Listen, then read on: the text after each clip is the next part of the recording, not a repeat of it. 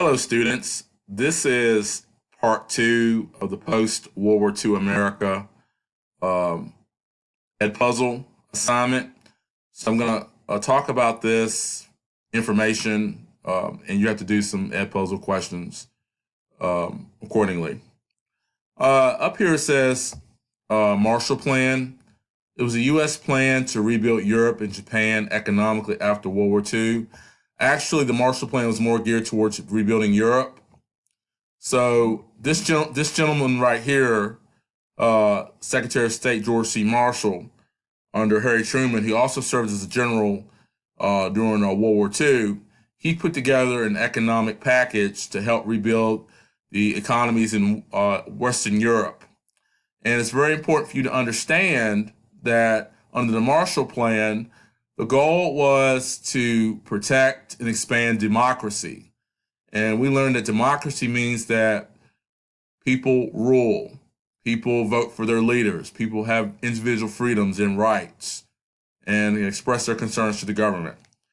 And here's a picture of some aid that's being shipped to Western countries.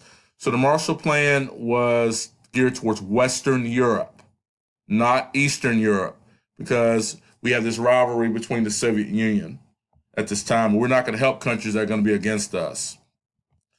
This bar graph that you see right here represents the countries and the amount of money that they received under the Marshall Plan.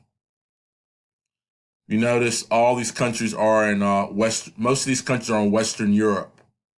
So these countries have a democracy. And the country that we helped out the most, if you look at this, is the UK, the United Kingdom. They were the number one ally of ours during World War II and World War I, followed by France. We even helped Italy after the war. So Italy rejected communism. And you got West Germany and the Netherlands. So this is who we helped. And we gave them $13.3 billion under the Marshall Plan. Another aspect of post-World War II America, about how America changed, was the fact of how we dealt with Japan. Since Japan becomes an ally of the United States after World War II, it remains a major ally to this day. And here's some pictures that represent that. In this bottom left-hand corner, people in Japan are practicing democracy, which means we vote for our leaders and we express our concerns to the government. We have a lot of freedoms. It says after World War II, Japan becomes a democratic country, which is a system of self-government where the people rule. So we don't have a dictator, we don't have a king. Voting, expression of viewpoint towards the government, running for public office, and putting thoughts into government action. You'll learn more about that in 7th grade civics. Japan drafted a new constitution, which is a plan of government. In this next page, it talks about Germany being partitioned or divided by 4 major countries. So Germany was war-torn and damaged. So we came in to help maintain law and order and to get Germany back on its feet. And Germany was divided into 2 main parts. West Germany, which was democratic, which is more free, and where people pick and vote for their leaders. And East Germany, which is communist, which was controlled by the Soviet Union. Interesting thing about it, here in this photograph, this picture, is that you have the city of Berlin, which was the capital of Germany, and that was divided by the Berlin Wall. The west side was controlled by people who believed in democracy. The eastern part was controlled by people who believe in communism. If you look at this, look at West Germany. This part was occupied by Great Britain, this part by France, and this part by the United States. And East Germany was controlled by the Soviet Union. This page talks about another aspect of U.S. leadership, the United Nations. It says the United Nations is an organized group of the nations of the world that try to prevent future global wars. It was formed in 1945 in New York City. New York led by the United States and other major industrialized countries. 193 countries are members of the United Nations. Here's the United Nations flag that you see there. And this statue right here shows a man beating a sword into plowshares. And that's a quote from the Bible, Isaiah chapter 2, verse 4. Here's the UN building in New York. And notice that all the flags of the UN member countries. So you have to do some type of brain pop video assignment on the United Nations.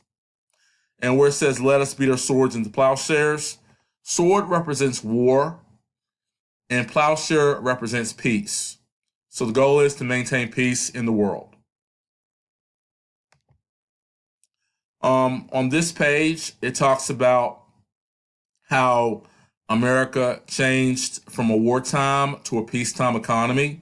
So we learned that during World War II, we were focused on making wartime goods for the war effort. And I'm not getting into detail about what that looked like. So it put Americans back to work, and it helped us end the Great Depression. And you have to read through this information and answer these questions.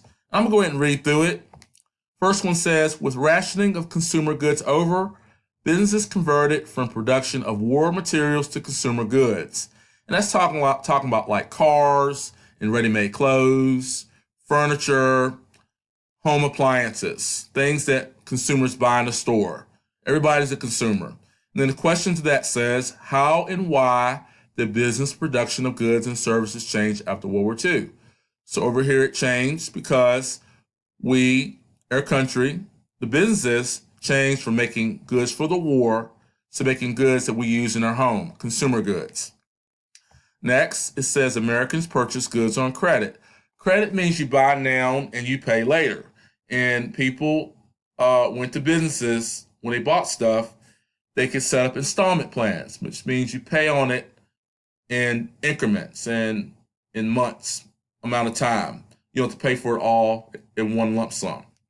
And the question reads, how did purchasing of goods and services by Americans change after the war? Americans purchased goods on credit. That's the answer.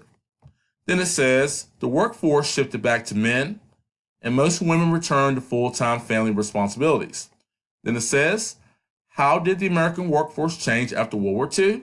It shifted back to men, and women returned back home to take care of family responsibilities. But it doesn't mean that women stopped working in factories. It's just that men came from the war and they went back to factories. Okay? Then it says labor unions merged, which means they came together and became more powerful. Workers gained new benefits and higher salaries, like healthcare coverage, dental coverage. If you get hurt on the job, your boss has to pay you and whatnot. So labor unions made it better and more fair for workers. Then it says workers were able to gain benefits and high salaries due to what? And it says labor unions emerging, and they gain benefits and higher salaries. This says over here, answer the questions in the box and illustrate what economic change would look like on a sheet of paper. You don't necessarily have to do that, but you can if you want to, if you get bored. All right. It says, as economic prosperity, we learned what that word means. Prosperity means you're doing well off economically, you have good enough money to buy things, and you're just doing good. As economic prosperity continued and technology boomed, the next generation of women entered the labor force in large numbers. Then number 5 says, what gave way for the next generation of women to enter the labor force in large number? Economic prosperity continued and technology boomed. And a new medicine came out during this time, I think particularly around World War II, and some of you have taken it before if you've had an infection, and it's penicillin.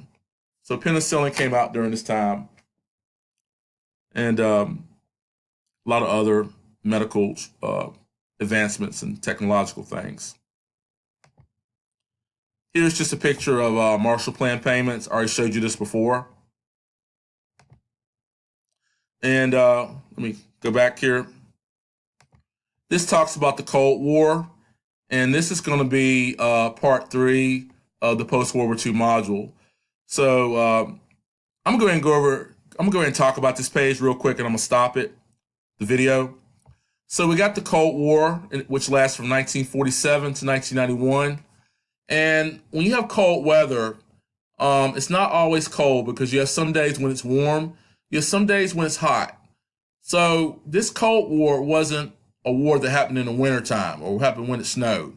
So when you think about Cold War, think about when somebody gives you the cold shoulder. It means they don't want to talk to you because they're mad or they're jealous or you said something and they said something to you and you didn't like it and they just don't talk to you anymore. So there was this Cold War between the United States and the Soviet Union. We know that they were allies during World War II, but they were suspicious of each other. They didn't really like how each country did things. So it says the Cold War, the state of tension without actual fighting between the United States and the Soviet Union, which divided the world into two camps, one that believed in communism, which where the government controls most of people's lives and all the businesses, and democracy, which means you have more freedom. And the economy is allowed to run with because of businesses and consumers and people have the freedom of choice to buy stuff at different prices. So that's what that means. So you have this flag right here. Actually, you have two flags here. This side is the U.S. This side is the Soviet Union.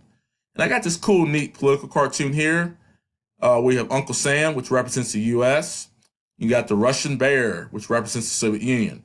And they're seesawing over world power. Keep in mind, the United States and Soviet Union after World War II were the two main players on the stage that battled back and forth. There wasn't any actual fighting, but there were some physical battles and wars that happened during the Cold War, and we're going to talk about that later. And this right here is called the Berlin Wall.